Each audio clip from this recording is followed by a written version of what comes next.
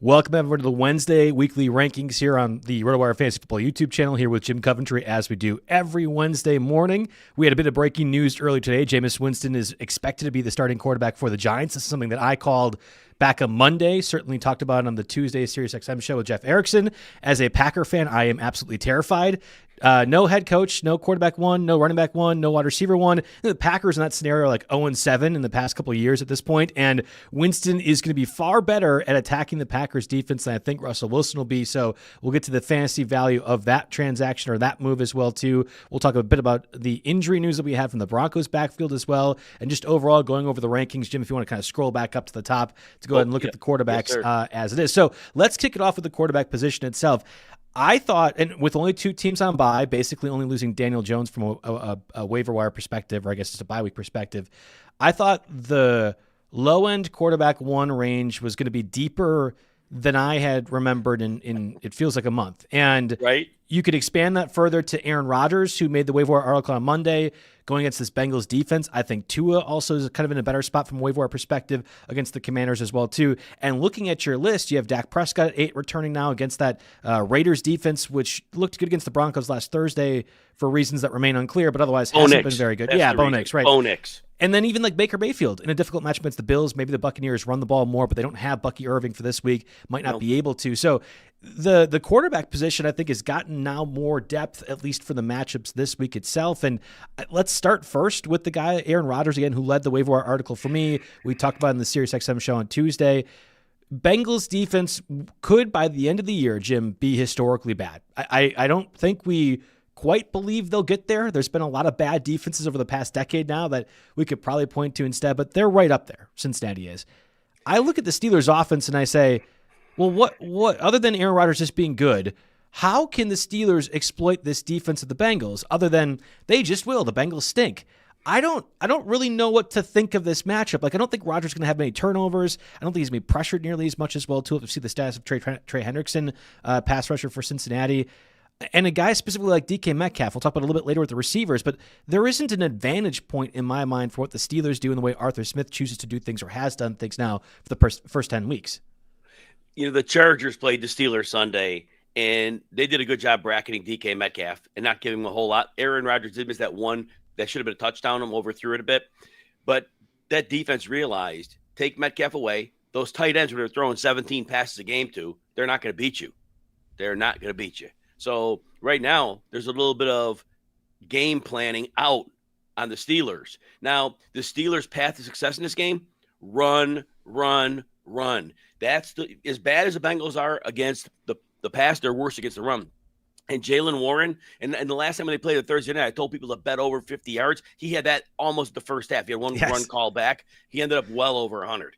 He is their one path to maybe keeping Flacco and those guys off the field and maybe moving the chains. I have Rodgers really low. He doesn't run, certainly doesn't run, and banking on touchdowns is really tough right now. This Steelers offense is a bad watch. All right, so let's expand this further, because if I look at Jared Goff against the Eagles defense, again, we just watched that recently with the Packers. Packers offense line is not very good, not nearly to the level of the Detroit Lions from a talent perspective. Of course, injuries have impacted things too. But the Eagles' defensive line has wreaked havoc for much of the season, provided that Jalen Carter is active and not spitting on people. They have been a very good defense. So when I could say, here's Aaron Rodgers or Jared Goff, I think conventionally people will think, well, the Bengals defense is that bad. Could Jared Goff be at a position at Philadelphia where he struggles? You have Goff at 18, so you're clearly of the opinion that Goff will be significantly better than Aaron Rodgers. Huge note here. For those that didn't see it, Dan Campbell called plays last week. John Morton did not. Everything was different. Dan Campbell looked more like Ben Johnson. He was running a lot of combination routes. He was getting motion, play action, the things that Goff needs to succeed and the things that John Morton wasn't putting in. So right now, knowing Dan Campbell's probably going to keep up the play calling after last week, I'm really intrigued, because as good as the Eagles are defensively, man, the Lions got a lot of weapons. Yeah, they do, and they got Jameson Williams involved, which I had talked about in the SiriusXM show on Saturday as a matchup against the Commanders defense that can just be a get-right game. You kind of justify the payment of Williams this offseason for these sorts of moments where not against good teams as Jamison Williams exploding. Now we'll have to see with Dan Campbell as the head coach, maybe that changes, play caller, but Williams to that point hadn't been big. You can go ahead and do that though against worse teams, and I thought the Commanders were a perfect example to get Jamison Williams more involved in the game.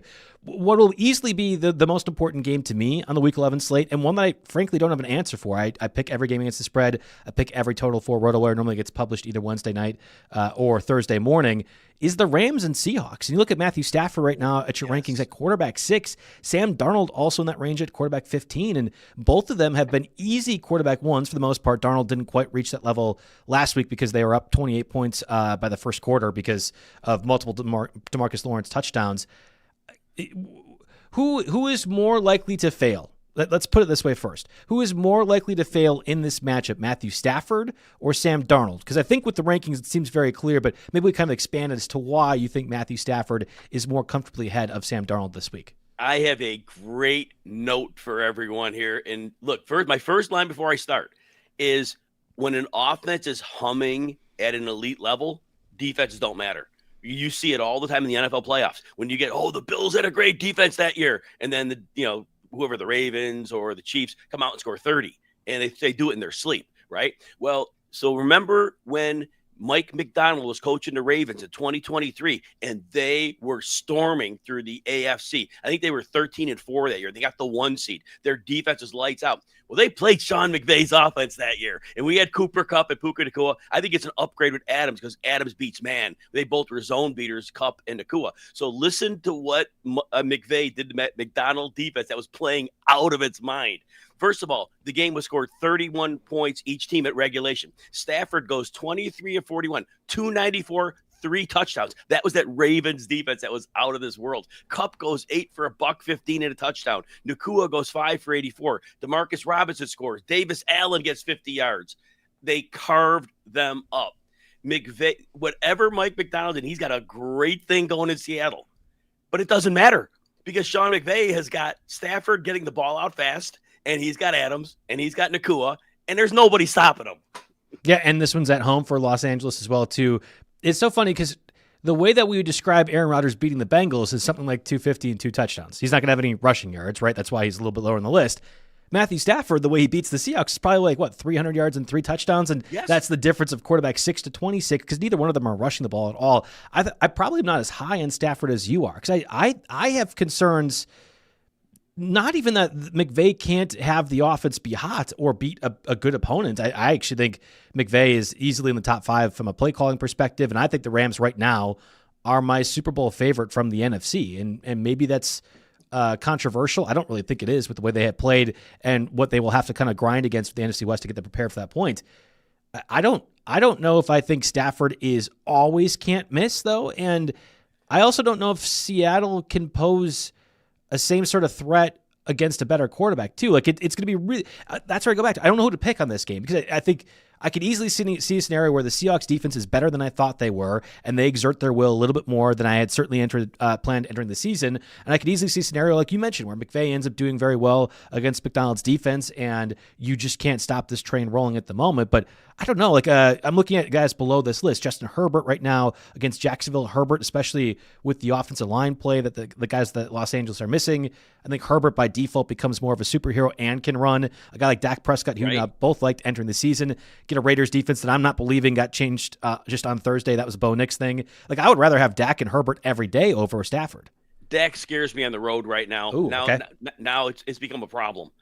And even at home last week against Arizona, he soiled the bed. But there have been splits home and road for Dak, so I have him a little lower because of that. And the Raiders are one of those weird teams. Look at the game with Denver. You never know what you're getting out of the Raiders. So right now, I'd love to put Prescott higher. Everybody knows I was all in on him this year, but I'm a little spooked right now, and I hope he comes out with 303. I hope that happens. But I'm a little nervous with him right now because the road splits have been a little bit off. So there's that. And but otherwise, you talked about the other side of the quarterbacking in that game with Stafford is Sam Darnold. Yep. Remember what Sam Darnold last year was with Minnesota, and he played the Rams. The Rams in the postseason, yep. And the Rams said, you know what? We're going to put a lot of pressure on you. And guess what's going to happen when Sam Darnold's under pressure? You're going to implode. You're going to see ghosts. And guess what he did? He was under pressure, and he saw a ghost. So right now, look, I am at 15. He's playing great. Coaching's been great. Clint Kubiak has him on some rollouts and play action, well-designed passing game.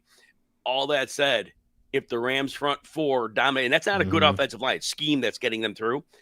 If Jared Verse and the boys make a big impact here, Sam Darnold could have a bit of a problem. I was wondering if that would be in the back of Sam Darnold's mind, and he'll never admit that. We'll never really hear about that. But last time he faced this Rams defense was arguably one of the more embarrassing games of his career, and he's had an up and down career, certainly. Still ends up getting paid and paid massive money. Could have possibly been paid way more if he does well in that sort of contest. And could that be reignited, whatever those emotions or feelings were? Or could somebody kind of rebound from it too? This is more of a empathy thing, kind of a mental thing from a quarterback perspective. I can't wait for that game. I will tell you this. I would rather play Jordan Love over Sam Darnold because I think in the back of my mind, there are those reservations. However, Jordan Love's offensive line has not played well. Some crazy pass rush from the Giants as well, too. We'll have to kind of see how that matchup ends up going. I'm good to deviate to the running backs. Are we good to kind of transition over that position? All right, so we had a bit of breaking news. Really, it felt like on Monday that J.K. Dobbins was seeking a second opinion on an ankle injury suffered in that Thursday win over the Raiders. Anytime I hear second opinion, basically means they're going to be out for an X determined time, right? Like that. I think we had that second opinion thing with Travis Hunter as well too, and we're all like, yeah, okay, sounds good. He's going to be out for, if not the season, certainly most of the season. And lo and behold, we're getting reports yesterday that J.K. Dobbins likely going to be placed on injured reserve. The Broncos have a bye in Week 12, so the next time Dobbins is eligible to play is likely the fantasy semifinals in Week 16. Wow. Very, very tough spot now if you were relying on Dobbins, who's fallen off a little bit, but was very easily a running back too, I think, when the Broncos were humming. Now we have yet another rookie running back that could emerge, is a key part of this, could emerge into more critical factor. We've had Trayvon Henderson's breakout game. Maureen Hampton early in the season got to be that sort of player. It might now be R.J. Harvey's turn to do this because you look at that backfield right now on the Broncos' active roster is Tyler Beatty and Jaleel McLaughlin. There isn't the guy that absorbs volume from those three backs currently. I don't know who the practice squad call-up would be that maybe could be the Terrell Jennings in this equation. But in my mind, R.J. Harvey is going to be just thrust into basically a 20-touch role. Am I wrong in assuming R.J. Harvey is just going to get a lot of volume right off the rip if Dobbins is inevitably placed in injured reserve? So the first thing, and this is one of those crazy things with Sean Payton. Sean Payton loves his ancillary guys. He's had all these obscure players who would have never done anything. Thomas, back in things like that. Yeah. Mm-hmm. Yeah, and it's been obscure. Well, Tyler Bidet, Peyton trusts him in pass pro. That is why he is going to be the primary passing down back, unless they're in a hurry upset and they want to weaponize the running back out of the backfield. Bidet is going to play a lot when they're in passing down, so be ready for that one. It might not turn into a lot of fantasy production. You could see like 4 catches for 30 yards, but he's shifty enough to make a play here or there. So if he's a desperation flex. If you throw him in there in a PPR league, he could find the end zone. He could, cut up one big play. It's possible. He's not good, but he can pass protect. Harvey, like you said, though, he will get the lead role in this. They don't have another option. Jaleel McLaughlin, we already know what they think of him. They've made him game day inactive. Now, a lot of that special team stuff, and when they had Dobbins and Harvey, there wasn't a place for him. So I get that up as well. So that's all fine. But like you said, this is a good spot for Harvey. I mean, Harvey, we're going to finally see him have an opportunity to get a rhythm and a flow. We know that he's very dynamic with the ball in his hands, and Sean Payton is going to have to crep, but a little different of a game plan, though, because with Dobbins, they were able to go downhill more. They're probably not going to want to go downhill, but that offensive line is versatile, so they can run a lot more outside zone here, and they could get him R.J. Harvey to the outside. I got him as a running back 20 against the Chiefs. I think his speed translates, or I should say speed's the wrong word. It's more like his explosive ability. That plays well, I think, against the Chiefs in a game where I do think there's going to be some scoring here. So I do like him at running back 20. And this is going to be a game that matters, too, right? From an AFC West divisional perspective, if the Broncos lose this one, you're allowing the Chiefs to come right back in. I think they play yet another time later this season, even if it's a 1-1 split, you have effectively guaranteed yourself, if you're the Broncos, to be ahead of the Chiefs in the AFC West or be in a position to outrace the Chargers to the AFC West division just off of one win over the Chiefs alone. Again, it's not – we're talking about a Week 11 game. This is not the season. But if I'm the Broncos, we're throwing the kitchen sink at this because we could put a major nail in the coffin of Patrick Mahomes and company. Not that they can't escape out of it as they have in past seasons, but you can make their life really difficult if you come to your best outcome offensively this week. So that's going to be an interesting one with RJ Harvey, likely taking more of the workload with J.K. Dobbins. It's buried on your list. It frankly might not even be on your list, Jim, but the Cardinals' backfield was the feature of my waiver wire article on Monday. I will be entirely honest with you. I have no idea. You're raising your hands. It seems like we're in the same spot as well, too. What the coaches are doing on a week-to-week basis in Arizona is probably one of the more frustrating things that I can recall of an inconsequential offense, right? Because we had Michael Carter as an experience earlier. We had Amari DiMercato, the very first instance of Benson being injured, that maybe he was going to get the work. What would have happened if he hadn't fumbled at the on that one long run? How would things be different? There's been instances where Bam Knight was a pickup and play, and now we're back on this revolution here, the full circle, where Amari DiMercato seems like the guy, and Bam Knight is banged up. So if we do not get Trey Benson back this week, which it sounds like it's certainly possible he will not play after that meniscus tear, still recovering from that surgery, is Amari DiMercato in your deeper leagues something that you consider playing as a replacement for Jonathan Taylor? Yeah, he's a boomer bust flex. And I use that word all the time, but it's the actual truth because there's a chance that this guy goes 6 carries for 12 yards. But DiMercato's been very explosive this year. In almost every game he's played, he's had a big run. Even back to last year, remember the game against the Bears? He had like a 70-yard run. He's very explosive. And I think that incident with that fumble is behind him now. And we saw it again last week, another big run. He is very explosive. So that's why he's a boomer bust, because if he hits that big play and he doesn't like fumble the ball going across the end zone, so, that would kind of be about right. So anyway, DiMercato is a boomer bust flex, but if you're in a deep league, like Joe said, you got to consider starting him. The 49ers have been really disciplined against the run, even without Fred Warner on the field, who they unfortunately lost for the season. So yeah, that said, 49ers rally and tackle well, but we certainly can see a play or two made by DiMercato. 2 running backs in a game that probably will go underreported this week from a Week 11 perspective, but it's the Ravens and Browns.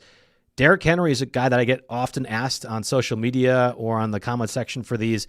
Hey, the Ravens have a really good rest of season schedule. Is Derrick Henry worth acquiring? I've actually gotten 3 different texts from friends and colleagues over the past, week or so asking that same sort of question. And Derrick Henry's getting a lot of volume, just not punching in the touchdowns right now. And on the flip side of things, Quinshon Judkins getting a lot of volume as well too. Browns offense just not very effective.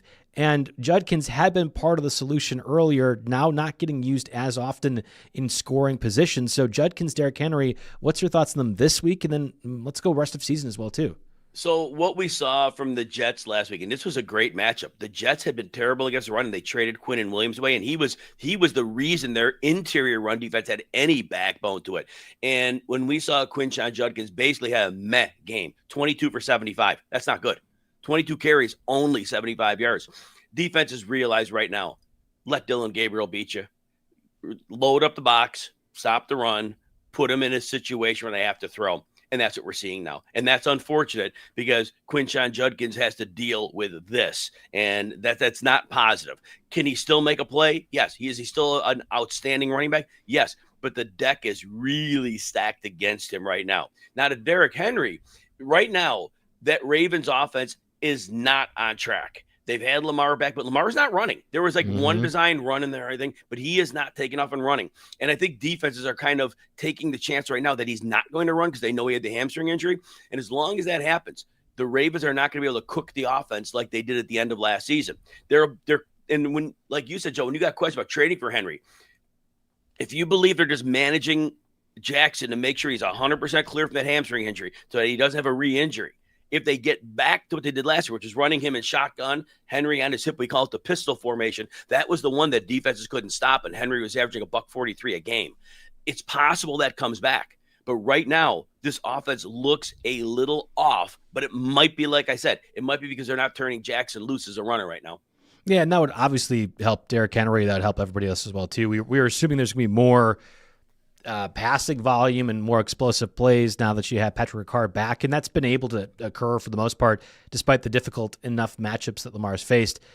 I'm waiting for that 100% Ravens offense, which we got for a long stage of last year. It's why Lamar Jackson was arguably an MVP favorite at various points at last season. That obviously has not happened yet this year, or very infrequently if that's the case. Any other running backs that you want to discuss before we move over to the receiver position? Just remember Chase Brown on a bye last week. He picked up really well the last couple weeks, over 100 scrimmage yards, 2 straight games. Did that against the Steelers. Just don't forget that he's in a good spot with Flacco there now because defense has got to play the pass, and that gives Brown those free yards. So he is like back in the good graces. And Travion Henderson, Thursday night game, look, against the Jets. We said earlier, the Jets are a bad run defense. Even though they limited Judkins selling out, they can't sell out to stop Henderson here. And to get into the outside on them, that's, again, lateral speed in their linebackers is a little bit of a problem. So Henderson could have another big game here. We had somebody in the chat ask about Nico Collins. I'm looking through the list. He might have just escaped the receiver rankings. Of course, Stroud was out last week. I think there was reservations about what Davis Mills was able to do, and frankly, those have been correct for about 35 minutes or so until the fourth quarter comes around and Texans end up pulling off the upset win over Jacksonville. I have really liked it. We actually had Jerry Donabedian on the SiriusXM show yesterday with Jeff Erickson talking about the box score breakdown. For the first time all season, we had Jaden Higgins out-snap Xavier Hutchinson, and that was with Nico Collins healthy. The only other time that had happened, it was when Nico was out, so both Xavier Hutchinson and Jaden Higgins were more involved. If you tell me the Texans' offensive line, which has not been very good, or it certainly has not been very good the past 2 years, is getting to be slightly below league average, and then you have the Texans using their best players like Jaden Higgins over Xavier Hutchinson and possibly more Jalen Noel over Christian Kirk, a team like Houston, who I basically wanted zero part offensively, was now a team that I'm actually really interested in because I have not sold any stock in C.J. Stroud. I loved him his rookie year, what he was able to do. He surprised me so much, and I know a lot of last year was frustrating, but I think Houston's offense is one of those that I'm kind of intrigued with, and I never would have guessed that here entering November. I mean, I'm liking what I'm seeing the past couple weeks. You know, it's the main thing with Houston that the offensive line is still a real problem. And in games in which they're going to be heavily pressured, and teams will because they don't respect the run there. So when teams sell out to get after and pressure quickly, it's going to be a problem there. They faced Jacksonville last week, and Jacksonville took their foot off the gas. That team does not know how to close out games, obviously, and it's understatement. But there was no reason they should have let that happen, and they just fell asleep at the wheel. But this week, they're playing Tennessee, Houston is. And Tennessee, even with Jeffrey Simmons missed game, they're an underrated good pressure team. It's going to be a fun one to watch here. Now, the thing that goes well here is Nico Collins is playing a defense. They have no talent at corner to stop a receiver like him. So there's a game where Stroud comes back. Stroud could really have a game with Collins here because they could get those slants going. So even if there's not great pass protection, they could get him like fairly quickly out into the motion and the route. So I think Collins is going to be in great shape. But I think this is an underrated like Tennessee defense. I do think that they can make this a rock fight. So I was interested. I see CeeDee Lamb at 4 and then George Pickett's at 10, and yet we're worried about the Raiders. I'm sorry, the Dak Prescott overall from a fantasy perspective. What is the decision with that from a rankings perspective? I haven't buried Dak at 8. It's not bad, but CeeDee Lamb. Look, if CeeDee Lamb, he could catch 10 balls in any game. Right. There's times where you just can't rank a guy lower. You just can't put CeeDee Lamb lower than that. And George Pickens. I mean, look at the players underneath him. You got Higgins, who you never know week to week. McConkey's been good lately. Jefferson's been terrible. Abuka's had a good game last week when he's playing Buffalo, who is really good against the pass. Waddle is hard to trust. Look how far outside the top 10. And it's like, who do you really trust outside of the top 10? Even Romo Dunze had 3 duds in the last 5 weeks. Yeah, so I think Waddle's the only one I would say I'd have over Pickens right now. Yeah, Waddle is a player you could definitely put there. You definitely can move him up. But it's like he has had no ceiling. It's a great floor. Every week it's like 16 to 20 fantasy points, which is great. And you're happy he's in your lineup. But there's no ceiling because he's got Tua, right? So the ceiling is limited, but the floor is phenomenal. But you're right. Interchangeable in that area quite a bit. Pickens could be anywhere from 10 to 16, and it would all fit. And let's put it this way. Let's say Dak throws for 250 and 2 touchdowns. But of those 250, CD gets 10 for 90, probably puts him, and maybe he gets one of those touchdowns. And, of course, you could see a big play out of Pickens. You could see the numbers work for the receivers because it's a very limited tree. It's not like they're throwing to 5 guys. Ferguson will have weeks where he gets it a lot, but if they don't need him, they won't use them. We had a week, I think he had a goose egg, right, recently? Something close to that, yeah. So you could see a game where the 2 receivers do really well, and Prescott has a decent fantasy day, quarterback 8, but he doesn't have a great one. Yeah, it's one of the reasons why Lamb was a top 5 pick entering the season is that we thought the Cowboys offense would be at worst league average, and the funnel was so small. Pickens, Lamb, to that point, I think a lot of people weren't recognizing Ferguson. You and I did, but I think a lot of people were not recognizing it. And then maybe Javonte Williams or whatever would get out of the backfield, and that's basically held up. I mean, that's effectively what the Dallas Cowboys passing attack is just those 4 players, and the large share going to the 2 receivers, and especially when Lamb was out, Pickens became sort of that guy and absorbed more of that workload. Let's victory lap a little bit here with Justin Jefferson at receiver 14. We had talked about this week 1. I had watched that J.J. McCarthy game against the Bears. I thought, boy, this isn't the kind of quarterback that was anywhere near Sam Darnold last year, which is fine. That was J.J. McCarthy's first professional start and didn't get a whole lot better. And, then he gets injured. And now we've had 2 recent games where 23 targets, this past one, 23 targets to Jordan Addison and Justin Jefferson. Neither of them get anywhere close to the amount of production you'd assume when you say Jefferson and Jordan Addison got 23 targets in a game the Vikings were trailing throughout. So I'm officially nervous. I've had a few people on social media ask, do I trade Justin Jefferson for this? And most of the time I have been like, I don't think so, because the deal would not be big enough.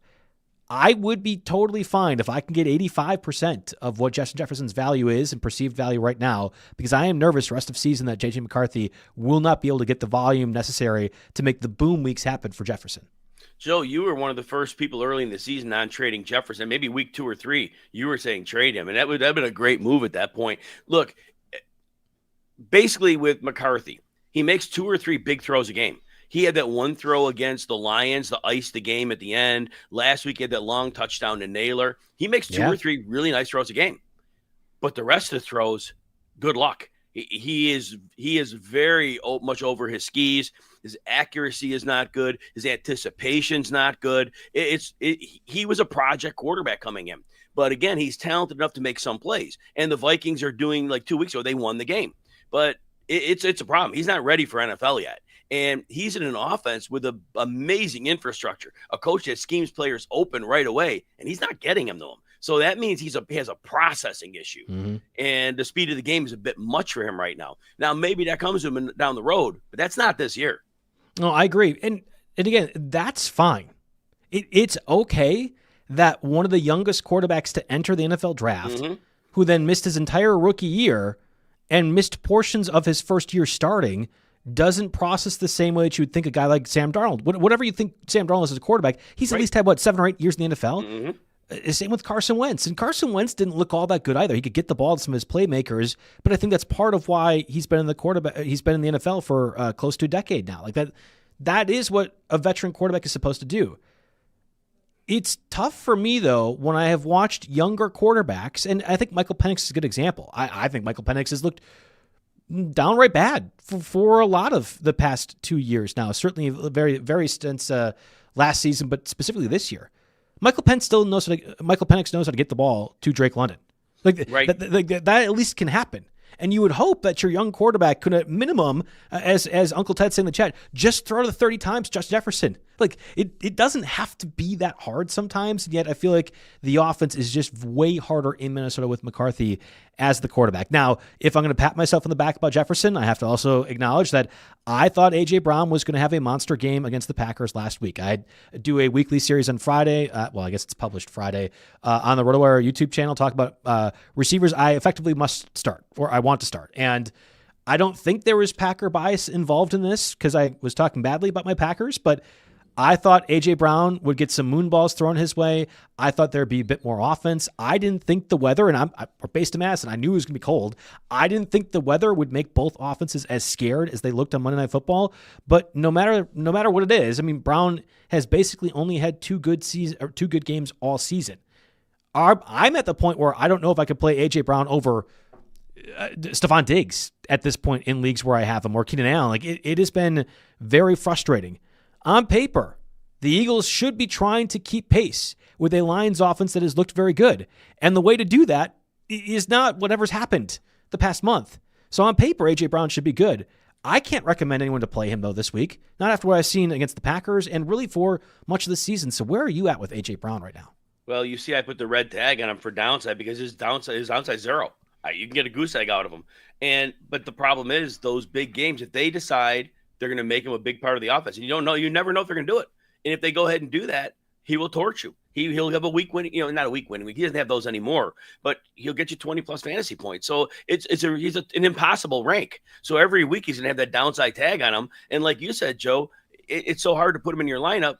But then the other side is you've got him, and what do you do with that? And here I don't know how to pronounce his last name, Ari Meroff. I follow him on Twitter, but he just said, did I say it right? Yeah, I think so. Well, yeah. He said that A.J. Brown was on a Twitch stream last night. And A.J. Brown said, if you got me on fantasy, get rid of me.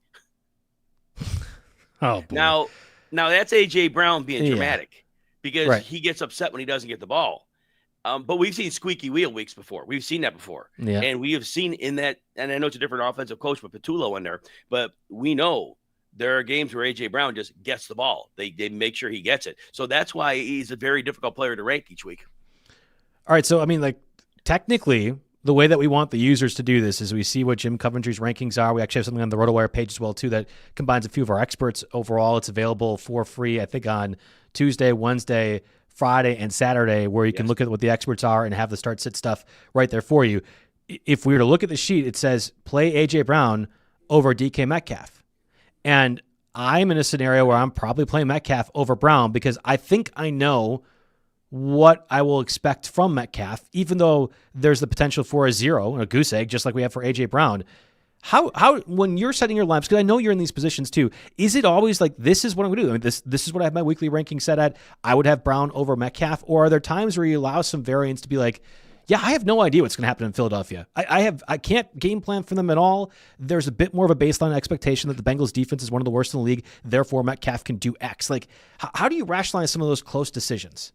See, the good thing for me is most of the leagues that I play in, they're deeper leagues. You're starting 3 receivers, you're starting multiple flexes, and so those decisions get taken away. If a player is lineup worthy, the guy on your bench is not getting started. Sure. You got like Matt Collins or something, and yeah, maybe Matt Collins will have a game, but you're not going to put him in over A.J. Brown. So, but I'll tell everybody this. Here's what my litmus test that I tell you, and this is what I do my start-sit show. If you are a favorite or in a closely projected game, take the safer option. The player that's safer, bank the points, call it a day. If you're an underdog, take the player that's more volatile. That's how I tell people to handle that, because I know those projections aren't always right, but it is a baseline. It's a baseline that can help you with some of those decisions, because some weeks safe is fine. Other weeks if you don't get 20 points out of that position, you probably lose the week. Okay. I love that breakdown. I think that's a good call. And again, great point with the Sunday start-sit questions with James Coe as well, too, on the RotoWire Fantasy Football YouTube channel 2 hours before kickoff on those early afternoon games. You've been doing that all year, been doing it for many years, been awesome with that stuff. Go ahead and check that out as well, too.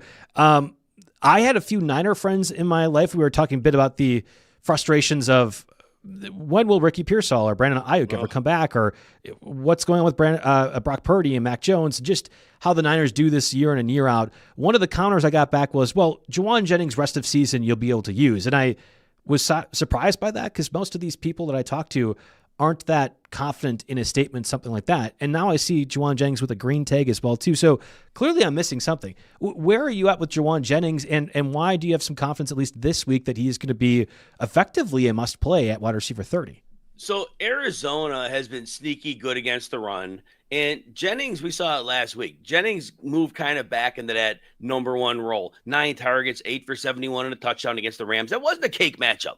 It was not. And I know they scheme up well against them, because Bourne had 142 yards against them earlier in the season. But they got Jennings in that role now. Because realistically at receiver, who else are they really counting on at wide receiver right now? So Jennings is kind of their guy. And if that's the case, he's talented. And now I don't know if those injuries clear up for Arizona, but they were down their 2 starting corners last week. And I can't imagine they're getting both of them back this week, although you never know how that shakes out. But injuries at corner, and then a team that's already struggling to cover, and then Mac Jones showed he has pretty good chemistry. 2 touchdowns 2 weeks in a row for Jennings. So I have an upside tag on him, because look, when a player scores a touchdown, there's real upside. I could easily see that happening here. Last one for me from the receivers is Romeo Doubs and the Packers. Right now you have Doubs at 37 with the yellow tag. We saw him leave halfway through that loss to the Eagles with a chest injury. I don't think we have definitive word as to what that is, or to the degree of seriousness it is. You had Matthew Golden that was probably close to returning, evidently was not able to get cleared for that Monday Night Football game. And then Christian Watson coming back off of this ACL tear. You had Dontavian Wicks make a return. He had a couple big catches, also a big drop as well, too, in that Eagles game. On paper, again, the Packers offense should be able to take advantage of this Giants defense, provided the pass rush doesn't completely obliterate things.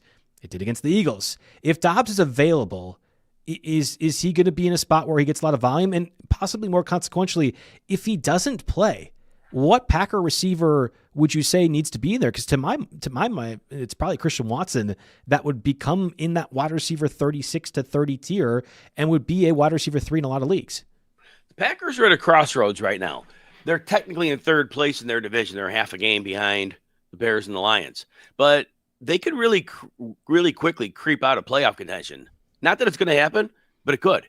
This team, although the offensive line has not been blocking the run great, that's been the problem. It's not been Josh Jacobs. For fantasy, he's been fine. But they have to lean on Josh Jacobs right now because I don't think they can trust their quarterback. Jordan Love has had some real grisly games so far. And I think that they have to make a real commitment to Jacobs and then just throwing off play action and calm down on that deep stuff because that's where Jordan Love's at his worst. They need to get more of they need Jaden Reed back. Now, not that they're going to use him right, but they really need Jaden Reed back. They need somebody underneath. Again, I don't have confidence they're going to use him right. But this offense, I would imagine in this game, they're going to hunker down. They're going to play a Giants team on a short week of rest, but I think they're going to realize they have to come in running the ball. And I think that's what they're going to do. And I think they're going to let their defense do what they can do and give Jameis Winston maybe some turnover opportunities. I think they're going to run heavy. I have the Packers receivers low because I don't know how much they have to pass her. If they get a lead, I think they're going to be happy to sit on that lead. Yeah, and it's possible that the turnovers allow for short fields, things like that. I think you could argue that Jameis Winston's going to give more spark to the offense, no matter what you think of Wan'Dale Robinson, Darius Slayton, but he will also give you at least one or two catchable balls, and the man-heavy defense the Packers are tending to play, that might kind of allow for turnover opportunities to go ahead and happen and give the Packers a bit more of the short field scoring chances. So let's move over to the tight end position. We had a bit of good news. It feels like only a little bit of good news for injuries the past couple weeks, but Oronde Gadsden, who had quietly emerged as very easily a must-start tight end week in and week out, had suffered a knee injury in that win over the Steelers, had an MRI, the dreaded MRI on Monday. It's like, oh boy, let's just hope he comes back for the fantasy playoffs. Well, actually, he's day-to-day. And it's certainly possible that Oronde Gadsden could even play this week against Jacksonville. Now, I get a little bit worried that a knee injury that requires an MRI, what degree is actually day-to-day, and could this be aggravated or further hurt even as the season progresses? But right now, in the moment, if Oronde Gadsden's available, Jacksonville's defense is actually very liable to give up a lot of points to the tight end position. And we watched Los Angeles against a gamey pass rush of Pittsburgh use Gadsden, use Trey Harris, use Lab McConkey, just as we talked about all year, that short passing game. So Gadsden, I think, is going to be the spot this week. If he's available, that probably is a good play. Yeah, there's no doubt about it. I mean, look, when you have this young man, Oronde Gadsden, in the lineup, you play him. He's healthy, you play him. Because the whole thing, and you kind of intimated this, but they have to get the ball fast. That offensive line's the issue. And so that's going to be it. Keep getting it out fast. And that's how Justin Herbert's going to make this thing work. So, yeah, Gadsden's part of your solution. Definitely have him, like where I have it at tight end 8. There's no reason to put him any lower than that. Cade Otton certainly could have a big game against Buffalo. That could happen. But I still would trust Gadsden because I think his touchdown upside's higher. Yeah, I'm right there with you as well, too. And then you mentioned Cade Otton. That was where I was going to go next. No Chris Godwin, no Mike Evans. And we have seen Cade Otton become more of the stable force within that passing attack that I thought maybe it'd be Sterling Shepard, who's been hit or miss in the volume, and Tez Johnson's been scoring touchdowns. But it really has been Cade Otton that I think kind of quietly has been the pass catcher, too, with Godwin and Mike Evans out behind Emeka Egbuka. So is Otton in that spot against the Bills this week where you're almost looking at must-play territory? Because we're missing Tyler Warren, missing Juwan Johnson, who are right on the fringes of starts every week. I mean, Otton has at least 51 yards in 4 of his last 5 games. He hasn't had a game with worse than 40 yards in his last 5. So his fantasy, his PPR scoring, minimum of 8 points at tight end. I will take that all day long. He hasn't scored a touchdown in any of those 5 weeks, but he's had games between 8 and 17. And, you know, you never know. The touchdowns could be tricky. You could get one at any point in time. Can't predict them, but he certainly could find his way in the end zone here. And if he gets that, then he does well better than the ranking I gave him. We'll end the show a little bit early here as Jim's going to be prepared for the Wednesday filling on SiriusXM, but I'm a little surprised Kyle Pitts is as high as he is for your rankings again at 9 right now. I thought for sure Theo Johnson would be like a must start over Kyle Pitts, especially with Russell Wilson at quarterback. With Winston, it's a little bit different. Dalton Schultz has been playing very well lately, and I think it's a better match against the Titans as well too. And there's always the touchdown upside for Hunter Henry and Zach Ertz, but Kyle Pitts at 9. What's your thoughts on that one? The only reason is the matchup.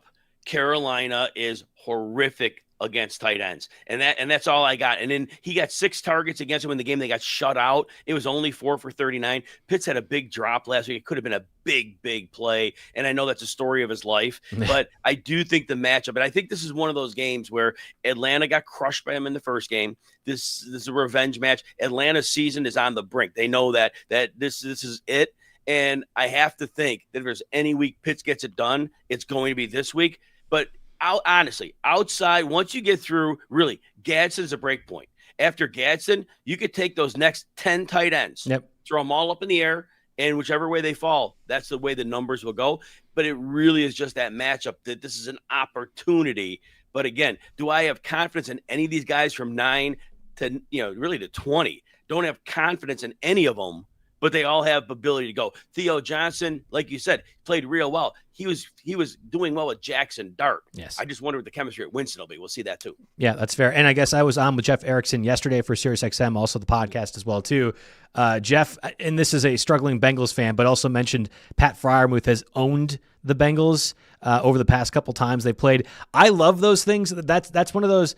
Only the person who deeply follows that team would be able to recognize, oh, yeah, this division guy will go ahead and dunk on us. Like I used to do this confidently anytime the Packers would play a receiver taller than 6'3". It's like for a long time, the defenses, a taller receiver is always going to be a problem for them too. So I'm actually defaulting to Jeff Erickson on this one. I do think Pat Freiermuth, if you are desperate for tight end, and there's a few leagues where I am, Jim, that I don't mind that play as well too if you are in super deep formats as well. So that does it for us on this edition of the Wednesday Weekly Rankings here with Jim Coventry. Again, Jim will be on SiriusXM channel 87 here in just a little bit as well too. We're gonna have Jim start sit every Sunday as well, 2 hours before kickoff on those, and I'll have my big betting sheet, games against the spread, every total picked either Wednesday or Thursday. And new for this week, Jim, I'm gonna try to go over in a pretty deep way how I would rank guys to trade for rest of season, especially with the fantasy postseason coming up as well too, and expand on that on my SiriusXM show, 6 to 8 p.m. Eastern, channel 87 on Angel Fire Radio as well too. So we're going to get into that.